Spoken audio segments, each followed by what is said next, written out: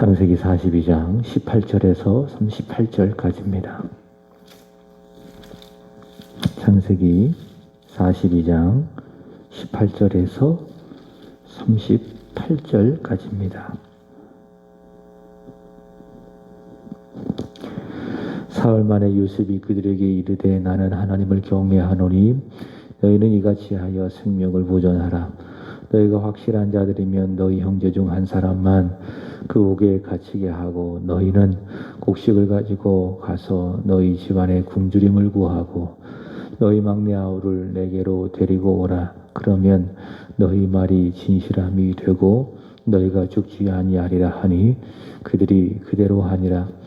그들이 서로 말하되 우리가 아우의 일로 말미암아 범죄하였도다. 그가 우리에게 애걸할 때에 그 마음이 괴로움을 보고도 듣지 아니하였으므로 이 괴로움이 우리에게 임하도다. 루벤이 그들에게 대답하여 이르되 내가 너희에게 그 아이에 대하여 죄를 짓지 말라고 하지 아니하였더냐. 그래도 너희가 듣지 아니하였느니라. 그러므로 그의 핏값을 치르게 되었도다 하니 그들 사이에 통력을 세웠으므로 그들은 요셉이 듣는 줄을 알지 못하였더라. 요셉이 그들을 떠나가서 울고 다시 돌아와서 그들과 말하다가 그들 중에서 시므온을 끌어내어 그들의 눈앞에서 결박하고 명하여 곡물을 그 그릇에 채우게 하고 각 사람의 돈은 그의 자루에 돌아놓게 하고 또 길 양식을 그들에게 주게 하니 그대로 행하였더라. 그들이 곡식을 나귀에 싣고 그곳을 떠났더니 한 사람이 여관에서 나귀에게 먹이를 주려고 자루를 풀고 본즉 그 돈이 자루 아귀에 있는지라. 그가 그 형제에게 말하되 내 돈을 도로 놓았도다. 보라 자루 속에 있도다. 이에 그들이 혼이 나서 떨며 서로 돌아보며 말하되 하나님이 어찌하여 이런 일을 우리에게 행하셨는가 하고 그들이 가나안 땅에 돌아와 그들의 아버지 야곱에게 이르러 그들이 당한 일을 자세히 알리어 아뢰되 그 땅의 주인인 그 사람이 엄하게 우리에게 말씀하고 우리를 그 땅에 대한 정탐꾼으로 여기기로 우리가 그에게 이르되 우리는 확실한 자들이요 정탐꾼이 아니이다. 우리는 한 아버지 아들 12 형제로서 하나는 없어지고 막내는 오늘 우리 아버지와 함께 가나안 땅에 있나이다 하였더니 그 땅의 주인은 그 사람이 우리에게 이르되 내가 이같이 하여 너희가 확실한 자들임을 알리니 너희 형제 중에 하나를 내게 두고 양식을 가지고 가서 너희 집안에 굶주림을 구하고 너희 막내 아우를 내게로 데려오라. 그러면 너희가 정탐꾼이 아니요 확실한 자들임을 내가 알고 너희 형제를 너희에게 돌리리니 너희가 이 나라에서 무역하리라 하더이다 하고 각기 자루를 쏟고 본즉 각 사람의 돈 뭉치가 그 자루 속에 있는지라. 그들과 그들의 아버지가 돈 뭉치를 보고 다 두려워하더니 그들의 아버지 야곱이 그들에게 이르되 너희가 나에게 내 자식을 잃게 하도다. 요셉도 없어졌고 시므온도 없어졌거늘 베냐민을 또 빼앗아 가고자 하니 이는 다 나를 해롭게 함이로다. 루벤이 그의 아버지에게 말하여 이르되 내가 그를 아버지께로 데리고 오지 아니하거든 내 두 아들을 죽이소서. 그를 내 손에 맡기소서. 내가 그를 아버지께로 데리고 돌아오리이다. 야곱이 이르되 내 아들은 너희와 함께 내려가지 못하리니 그의 형은 죽고 그만 남았음이라.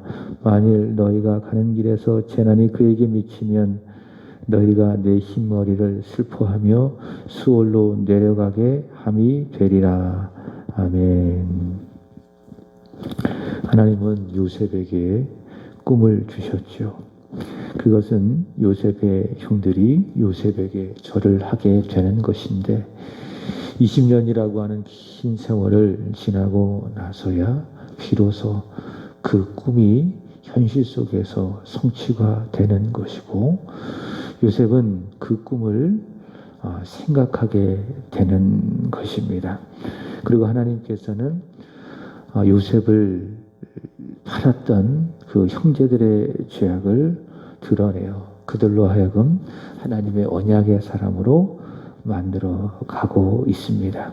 자, 그런 내용들이 이제 앞으로 진행이 될 것입니다. 그러니까 요셉의 꿈을 이루시는 하나님, 그리고 요셉을 미워하고 또 증오하고 또 그래서 종으로 팔았던 그 형제들의 죄악을 드러내셔서 그들로 하여금 믿음의 사람, 언약의 사람으로 만들어 가신 하나님에 대한 내용이 앞으로 진행이 될 것입니다.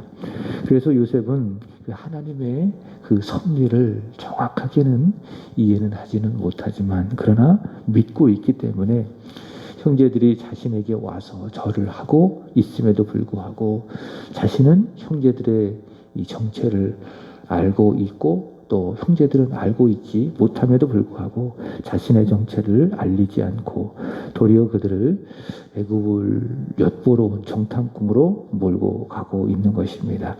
오늘 읽은 말씀은 요셉이 시므온을 남기고 형제들을 돌려보내는데 베냐민을 데리고 오게 하여 자신들이 정탐꾼이 아님을 증명하게 하라라고 한 내용입니다. 본문 18절 보시면은 정탐꾼으로 오해를 받은 그들의 마음을 안심시키기 위해서 그들이 믿는 하나님을 요셉을 말하게 되어지는데 요셉은 자신을 말하기를 나는 하나님을 경외하는 사람이다 라고 소개를 하고 있습니다. 경외라고 하는 것은 이 구약에 많이 사용되는 단어 중에 하나지요. 그것은 무엇인가 하면 두려움 그리고 사랑의 의미를 가지고 있습니다. 하나님을 두려워하는 것입니다. 그러니까 무서워서 두려워하는 것이 아니라 사랑하기 때문에 두려워하는 마음, 그것이 무엇이냐? 그것이 바로 하나님을 경외. 우리가 얼마 전에 읽었던 잠언의 말씀을 보시면 하나님을 경외함이 지식의 근본이다 이렇게 이야기하고 있지 않겠습니까? 그러니까 구약에서 하나님을 두려워하고 하나님을 사랑하는 그 마음, 그것이 바로 하나님을 경외합니다. 이것이 또한 신학적으로 넘어가면 믿음이지요. 그 믿음은 하나님을 깊이 사랑하는 겁니다. 그러나 하나님을 하나님으로 인정하고 하나님을 두려워하는 그 마음으로 하나님을 사랑하는 것, 그것이 바로 믿음이다. 자, 하나님을 경외함은 하나님을 두려워하면서도 하나님을 진심으로 사랑하는 것, 그것이 바로 경외인데 하나님을 경외하는 사람의 특징 중에 하나는 거짓이 없다, 정직하다라고 하는 것입니다. 거짓 없고 의로우신 하나님 앞에서 살아가기 때문에 그도 역시 거짓이 없고 정직하게 되는 것이지요. 요셉은 자신은 정직한 사람이다, 나는 믿어도 되는 사람이니 19절 말씀을 보시면은 형제 중에 한 사람만을 남기고 곡식을 가지고 집으로 돌아가서 일단 굶주림을 면하고 20절 너희가 말하는 막내 아우 누구죠? 베냐민. 그 베냐민을 데리고 와서 너희가 이 땅을 정탐하러 온 정탐꾼이 아니다 라고 하는 그 사실을 증명하라 라고 하는 그 말입니다. 자, 그런데 요셉의 이 말 앞에 그들은요 20년 전에 요셉에게 저질렀던 그 죄악을 상기하게 되어집니다. 21절 보시면은 그들이 서로 말하되 우리가 아우의 일로 말미암아 범죄하였도다.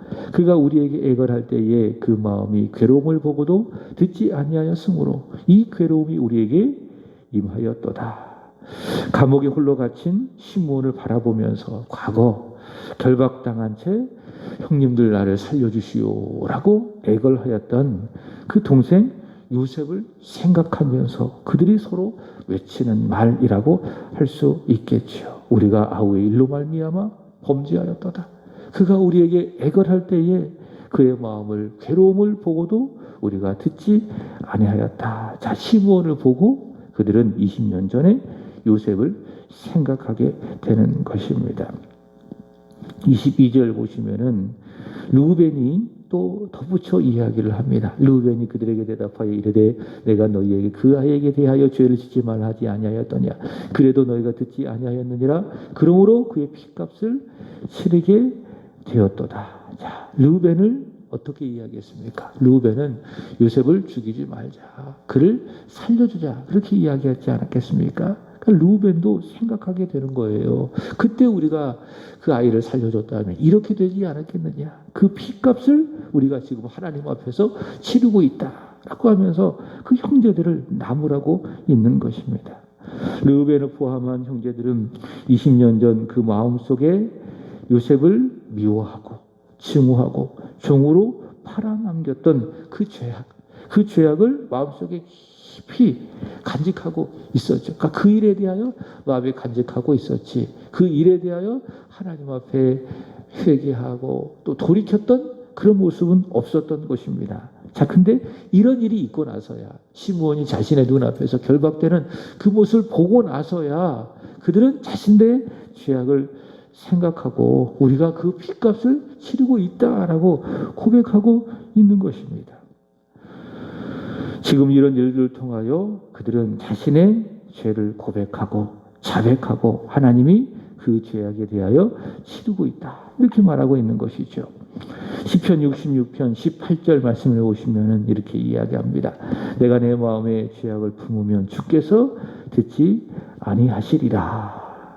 그래서 기도하는 사람은 반드시 의로우신 하나님 앞에서 자기 속에 있는 죄악을 자백하고 예수를 의지하여 사함을 받아야 합니다. 그래야 내 기도가 들은 바 되고 응답이 되는 것이죠.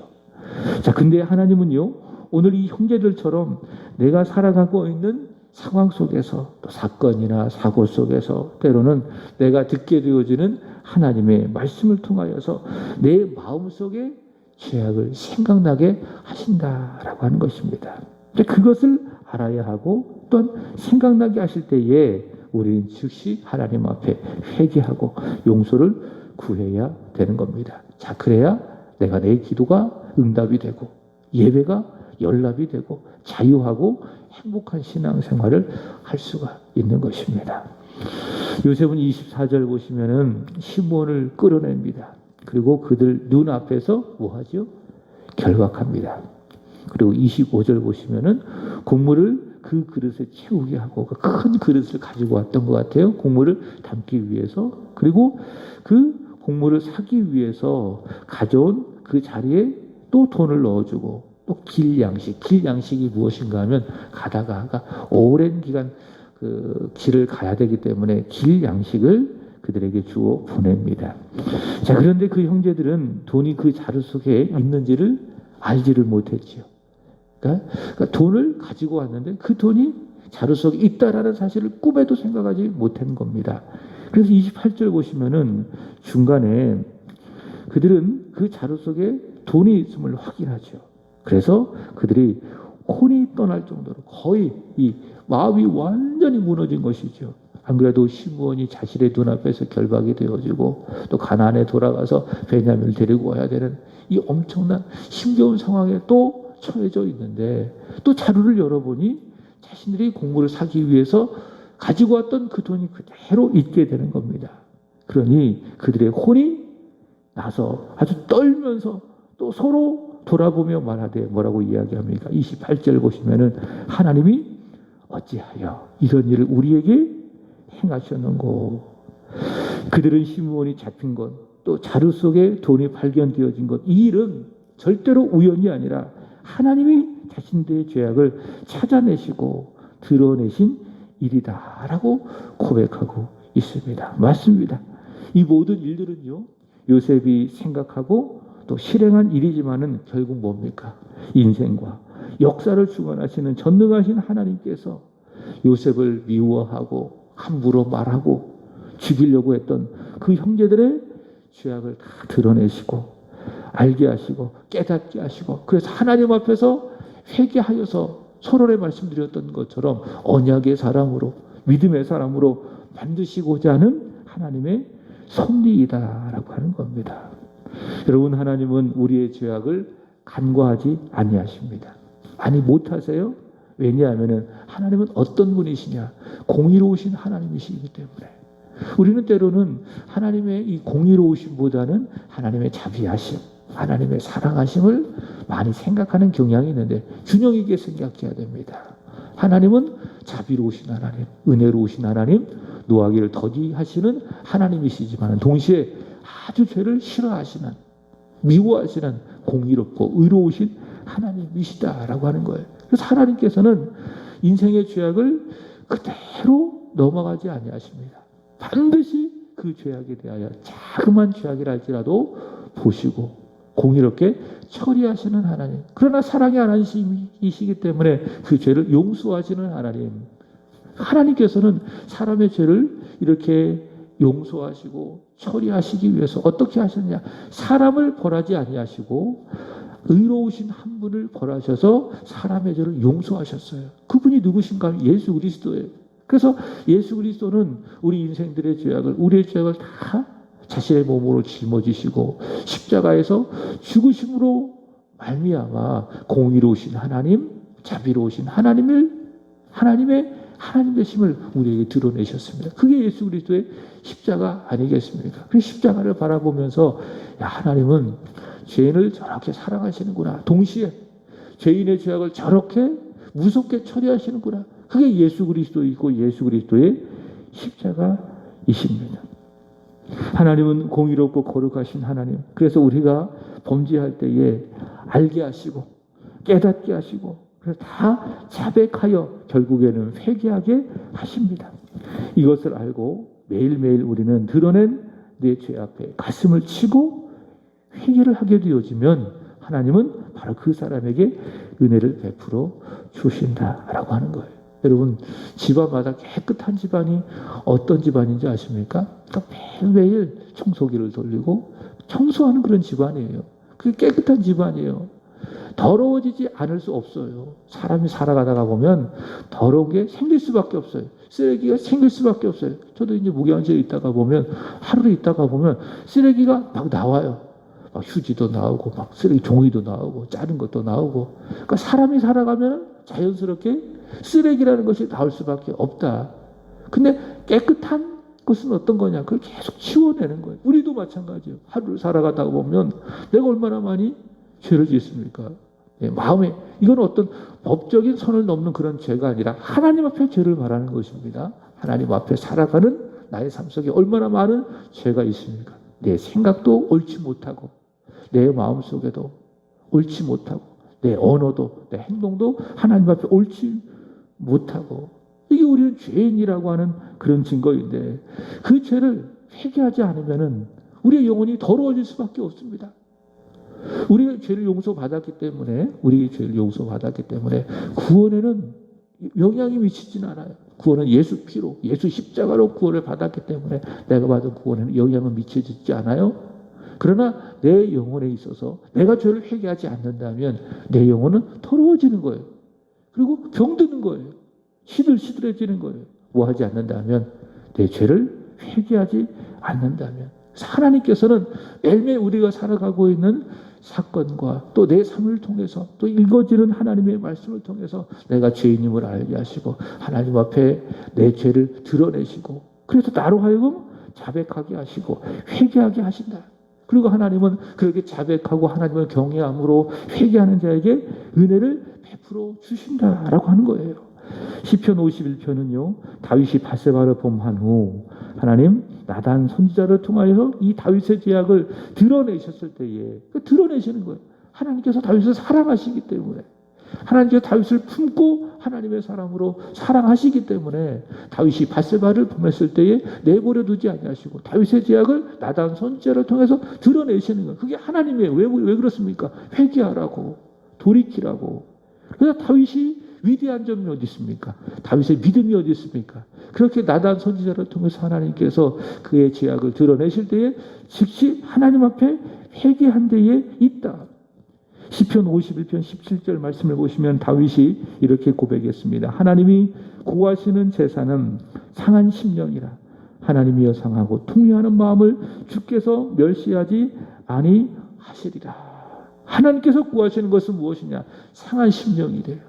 나는 죄인입니다. 나는 죄인으로소이다. 나는 예수를 십자가에 못 박은 죄인 중에 괴수입니다. 라고 하나님 앞에서 자신의 죄악을 고백하고 또 회개하는 그 상한 심령을 하나님은 기뻐하신다. 그 마음을 주님께서 멸시하지 아니하시고 사죄의 은총을 부어주신다라고 하는 거예요.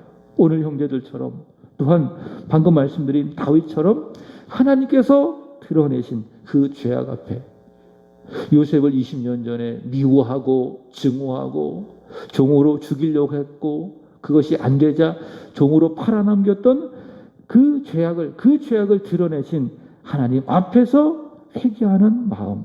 하나님께서 어찌하여 우리에게 이런 일을 행하셨는가. 자, 이런 마음을 하나님은 기뻐하시고 그렇게 자백할 때에 은혜를 주시고 회복을 베풀어 주신다. 하나님은 통회하는 마음을 절대 멸시하지 아니하시고 은혜와 회복을 부어 주신다라고 하는 거예요. 매일매일 회개하는 거예요.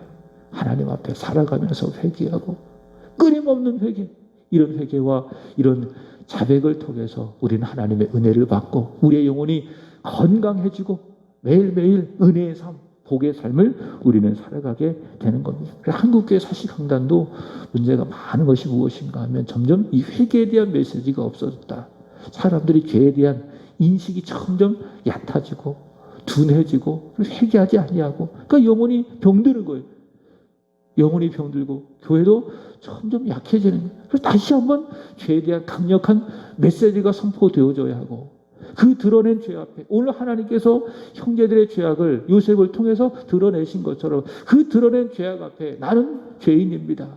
예수 십자가 보혈밖에는 내가 이 죄를 해결받을 길이 없습니다. 라고 하나님 앞에 자신의 죄를 고백하면서 십자가 앞에 나오는 그 길이 각자의 영혼이 건강해지고 교회는 교회다워지는 길이다라고 하는 이런 메시지가 끊임없이 강단에서 선포되어져야 하나님은 교회를 교회답게 만들어 가신다라고 하는 거예요.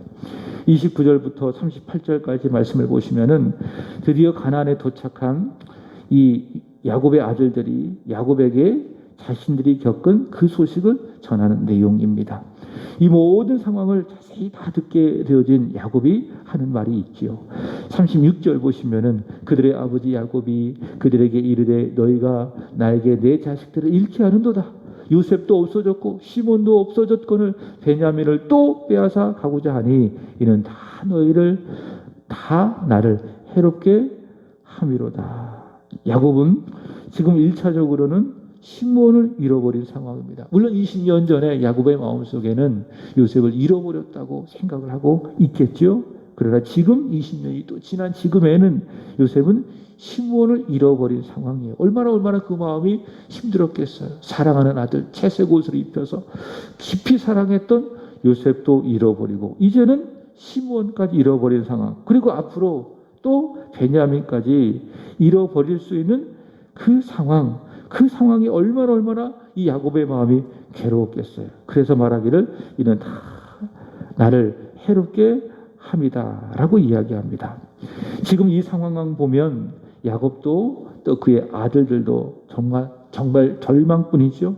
소망 없고 대답 없고 대안 없는 상황이라고 할 수 있을 것입니다.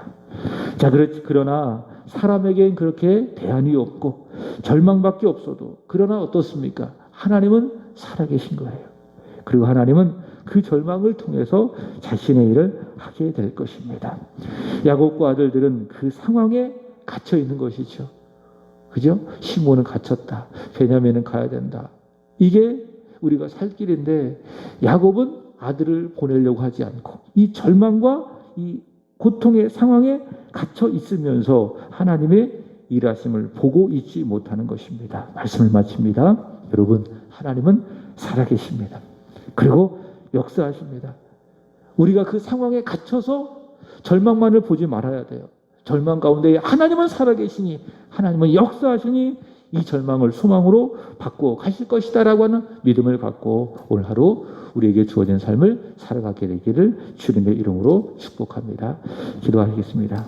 하나님 아버지, 하나님께서 우리를 사랑하여 주셔서 우리의 죄악을 낱낱이 드러내실 때에 깨닫게 하실 때에 알게 하시고 보게 하여 주시고 우리가 우리의 죄를 자백함으로 사함받고 용서받아 우리의 영혼이 건강해지고 우리가 속한 교회도 교회다워지는 은혜가 있게 하여 주옵소서.